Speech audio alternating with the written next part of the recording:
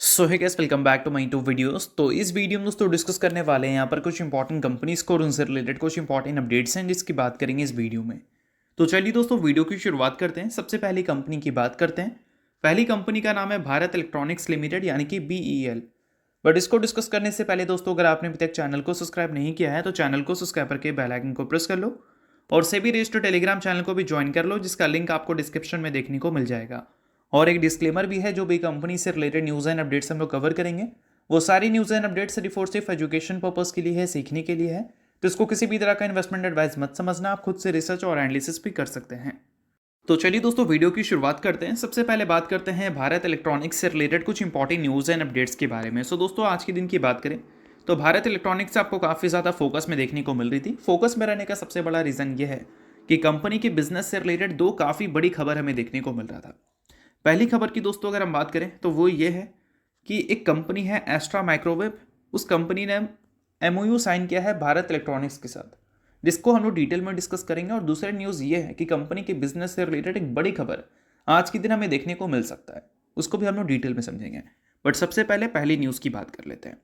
अब देखो दोस्तों, भारत इलेक्ट्रॉनिक्स कोई छोटी कंपनी नहीं है, बहुत बड़ी कंपनी है। और इस कंपनी के साथ अगर कोई छोटी कंपनी मान लो कोलैबोरेशन करती है तो छोटी कंपनी के लिए वो एक विन विन सिचुएशन होता है, भले बड़ी कंपनी को उतना ज़्यादा बोल सकते हैं बड़ी अपॉर्चुनिटी ना मिले।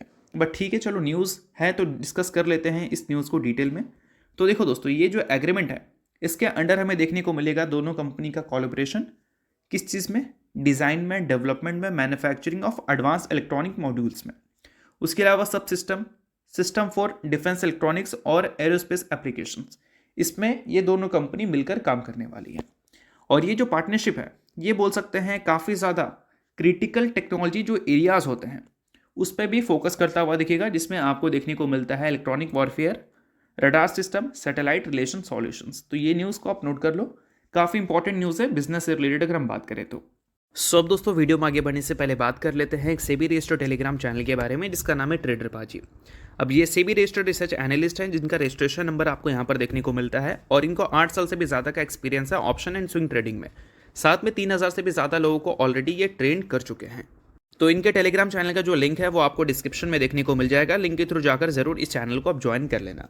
ज्वाइन करने का सबसे बड़ा प्लस पॉइंट ये है कि काफ़ी सारी कंपनी के टेक्निकल्स को प्रॉपर एनालिसिस कर यहाँ अपडेट किया जाता है, जो कि अभी आपको यूट्यूब पे तो देखने को नहीं मिलता, जिसको आप यहाँ पर आकर ज़रूर चेकआउट कर सकते हैं। उसके अलावा दोस्तों मार्केट से रिलेटेड जो समरी होती हैं वो सारी चीज़ें आपको यहाँ पर देखने को मिलती हैं। मार्केट से रिलेटेड जो इंपॉर्टेंट न्यूज़ एंड अपडेट्स होता है वो भी आपको यहाँ पर देखने को मिलता है। साथ में सेबी रजिस्टर्ड टेलीग्राम चैनल है तो इनके कॉल्स वगैरह भी दिखते हैं, जिसको भी चाहो तो आप चेकआउट कर सकते हो। तो लिंक डिस्क्रिप्शन में है, लिंक के थ्रू जाकर बिल्कुल फ्री ऑफ कॉस्ट आप इस टेलीग्राम चैनल को ज्वाइन कर सकते हैं। तो साथ में दोस्तों एक और न्यूज़ है, उसके बारे में भी हम लोग बात कर लेते हैं। तो देखो यहाँ पर मेंशन किया गया है भारत इलेक्ट्रॉनिक्स लिमिटेड और BDL, और साथ में और भी काफ़ी सारी डिफेंस कंपनी फोकस में है, क्योंकि आज के दिन हमें DAC यानी कि डिफेंस एक्विजिशन काउंसिल की मीटिंग देखने को मिलेगी और उस मीटिंग के आउटकम में 80,000 करोड़ के ऑर्डर को अप्रूवल मिल सकता है हमारे डिफेंस मिनिस्ट्री की तरफ से। अब इस चीज़ को थोड़ा सा डिटेल में समझ लेते हैं। तो देखो यहाँ पर मेंशन भी किया गया है कि आज है 26 दिसंबर फ्राइडे, और आज के दिन डिफेंस एक्विजिशंस काउंसिल की मीटिंग हमें देखने को मिलेंगी दिन के लास्ट टाइम तक, और उसमें आपको डिफेंस मिनिस्टर राजनाथ सिंह भी देखने को मिलेंगे। और इन सारे मीटिंग के आउटकम में बोल सकते हैं emergency procurement, critical military system और इक्विपमेंट्स के लिए 80,000 करोड़ का ऑर्डर अप्रूव किया जा सकता है। और ये सारे जो ऑर्डर्स अगर अप्रूव होता है तो ऑब्वियस सी बात है इन सारी चीज़ों का मेन एम क्या है। तो देखो अभी के टाइम पे हम मेक इन इंडिया इनिशिएटिव पे काफ़ी ज़्यादा काम कर रहे हैं, और जो मेक इन इंडिया इनिशिएटिव पे काम कर रहे हैं इसका मतलब क्या है कि जो भी हम डिफेंस प्रोडक्ट यूज़ करते हैं उसको हम डोमेस्टिकली मैन्युफैक्चर करें, इंपोर्ट करना कम करें। और इसको बढ़ावा देने के लिए ये ऑर्डर्स अप्रूव होते हुए नजर आ सकते हैं। तो इसमें Bharat electronics, BDL, HEL, data pattern जैसी कंपनीज काफ़ी एग्रेसिवली फोकस में रहती हुई देखने को मिलेगी। बट क्या क्या ऐसी चीज़ें हैं जो कि फोकस में रहेगा इस मीटिंग के आउटकम में, उसकी बात हम लोग कर लेते हैं। यानी कि सिंपल सी बात यह है कि इकोनॉमिक टाइम्स ने सोर्सेज के जरिए ये बताया है कि कुछ की एरियाज़ हैं जिसको लेकर डिफेंस एक्विजिशन काउंसिल अप्रूवल देती हुई नजर आ सकती है, जिसमें पहला नाम आपको देखने को मिलता है procurement of embedded based airborne early warning system यानी कि AEW, इंक्लूडिंग नेट्रा AEW इंटीग्रेशन। अब ये क्या होता है भाई वो आप जाकर सर्च कर लेना, बट ठीक है चलो जो मेंशन है वो हम लोग पढ़ ले रहे हैं।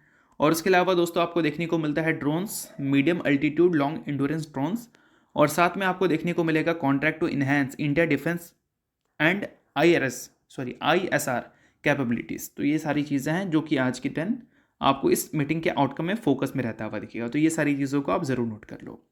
तो चलिए इसके अलावा बात करते हैं अगली कंपनी के बारे में। सो अगली कंपनी का नाम है इन्फोसिस लिमिटेड।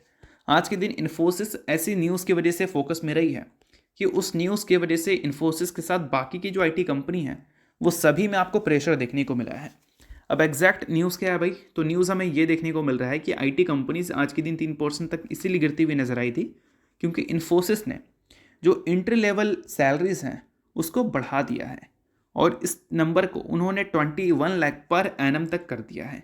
और मिनिमम आपको 7 लाख देखने को मिलेगा और मैक्सिमम 21 लाख तक का देखने को मिलेगा इंट्री लेवल सैलरी। अब इसके पीछे का बेसिकली बोल सकते हैं 2 रीज़न हो सकता है। पहला रीज़न है भाई AI, और दूसरा रीज़न बोल सकते हैं कि डिजिटल टैलेंट की अगर हम कमी मार्केट में देख रहे हैं तो कहीं ना कहीं उस कमी में जो हमारी IT कंपनी है उनको काफ़ी ज़्यादा स्ट्रगल हो रहा होगा एम्प्लॉयज़ को हायर करने में, टैलेंटेड एम्प्लॉयज़ को हायर करने में विथ गुड स्किल। तो इस केस में क्या है कि ऑब्वियस सी बात है अगर आप सैलरी नहीं देंगे कोई दूसरी कंपनी उनको ले लेगी क्योंकि टैलेंट है, तो ऑब्वियस सी बात है कि कोई ना कोई उनको लेने की कोशिश करेगा। तो कंपटीशन है डिजिटल टैलेंट को लेकर, तो उन्हीं सारी चीज़ों को लेकर आपको इन्फोसिस की तरफ से जो सैलरीज हैं वो बढ़ती हुई देखने को मिल रही है इंट्री लेवल वाली। तो इसका मतलब ये है कि इन्फोसिस के साथ अगर हम बाकी IT कंपनी की बात करें तो उनकी भी इंट्री लेवल सैलरी हमें बढ़ती हुई देखने को मिलेगी डिजिटल टैलेंट को गेन करने के लिए।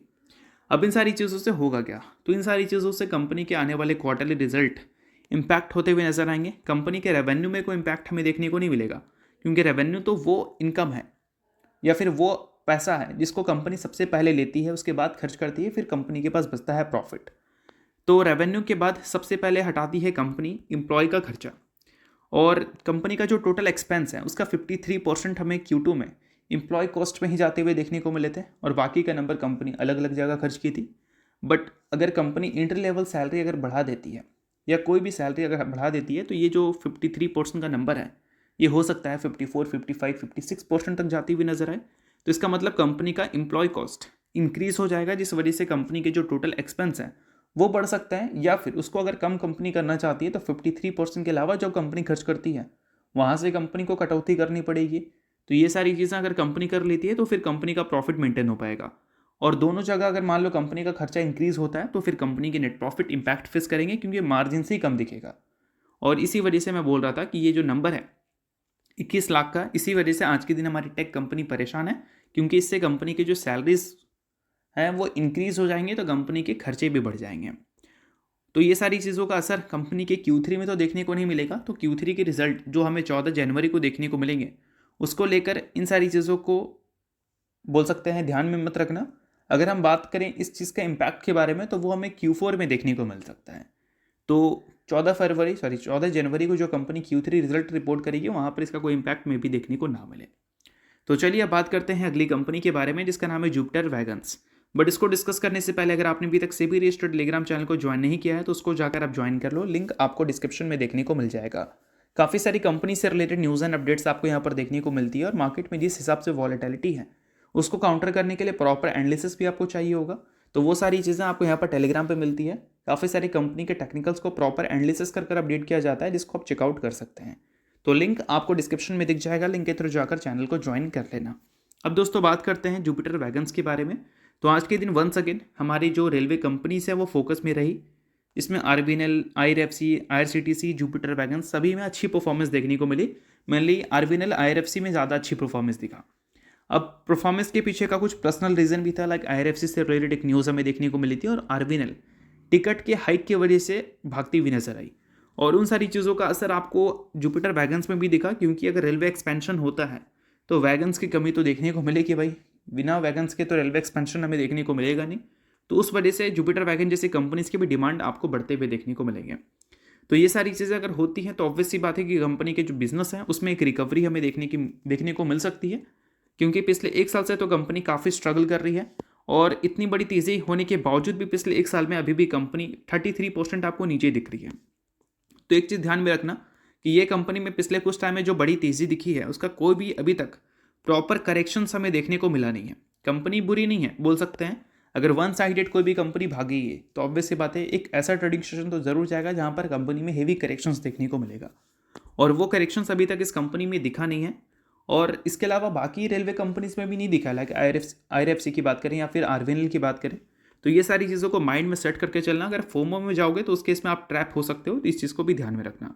बाकी चीज़ें सिर्फ एजुकेशन पर्पज़ के लिए, किसी भी तरह का रिकमेंडेशन मैं आपको नहीं दे रहा हूँ। तो चलिए अब बात करते हैं अगली कंपनी के बारे में। नाम है दोस्तों ऑथम इन्वेस्टमेंट।